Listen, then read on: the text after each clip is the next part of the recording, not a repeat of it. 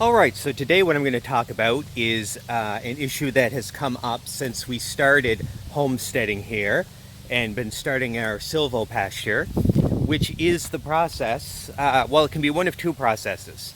It can either be adding trees to empty fields, or it can be cutting down trees in a forested area to open it up enough to create grass. So the whole idea is to incorporate trees and brush, shrubs, things like that into your fields, as well as animals, chickens, your sheep, your goats, and to create an environment that includes all those type of things, because it is a lot better to have a combination of these things in order to have a really good regenerative farming practice.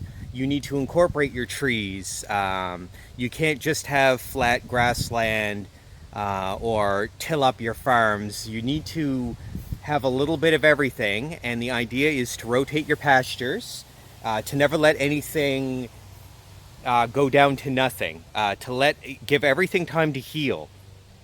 Now, our land here was forested, so we had 10 acres of forest, so we're cutting down the trees and opening it up and planting grass. Now, the problem we're running into is brush. We've been dealing with brush nonstop the whole time, piles and piles of it. I'm going to show you a bit here. And the trouble is keeping up with it, how to dispose of it. We tried to do it a cost-effective way, and it's not the way I'd recommend going about it. So what I'm going to do is I'm going to show you what I'm dealing with right now, show you what I have been using, and then what I'd recommend instead.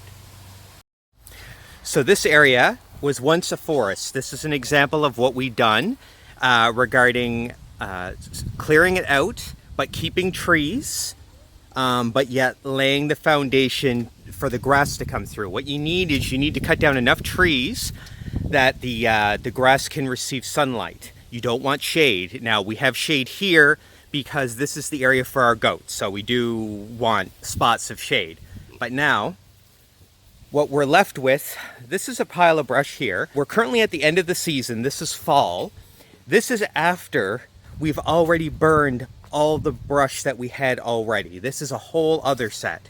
So as you can see, there's another pile here, here, and here.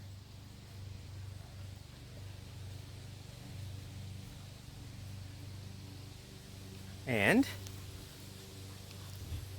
we'll just keep on going.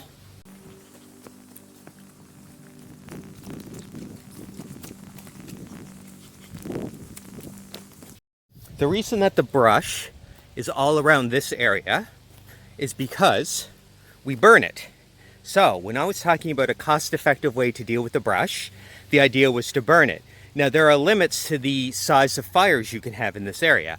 So I got a burn barrel, and in the spring I was burning these piles every night.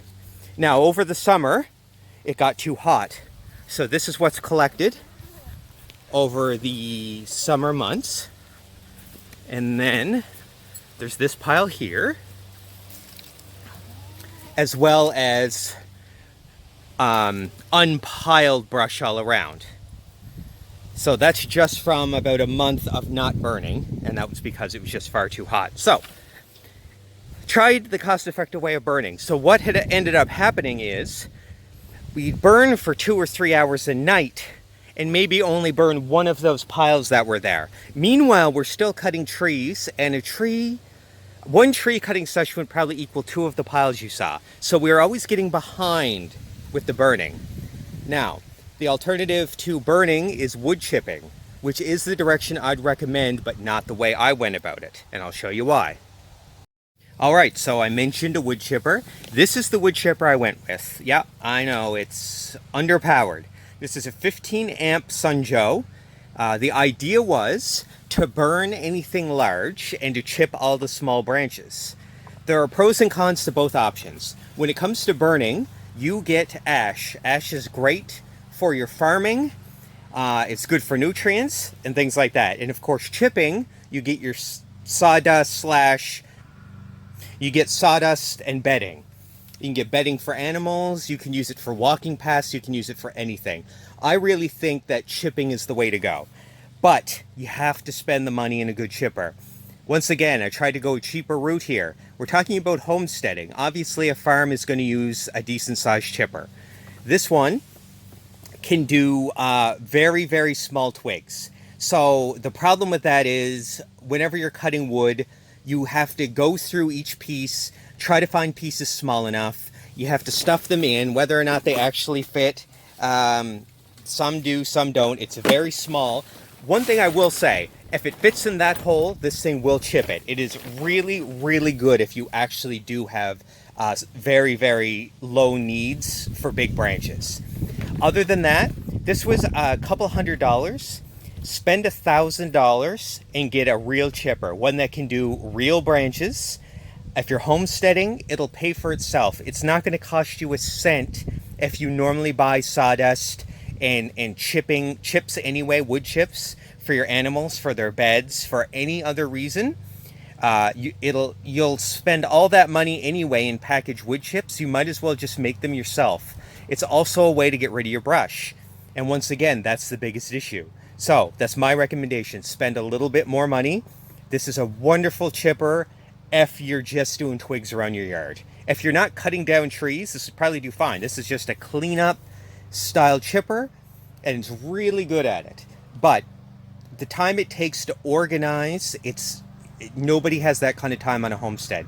You need something that you can just toss it in and forget it. It needs to be able to chip it quick and fast, and that's not this. So we ended up burning everything, but that's my overall recommendation. Is you go the chipping route, you don't go burning, because even that's too slow, and you get yourself a real large chipper, and all those wood chips are going to have 100 uses around your yard, and you'll never think about it again.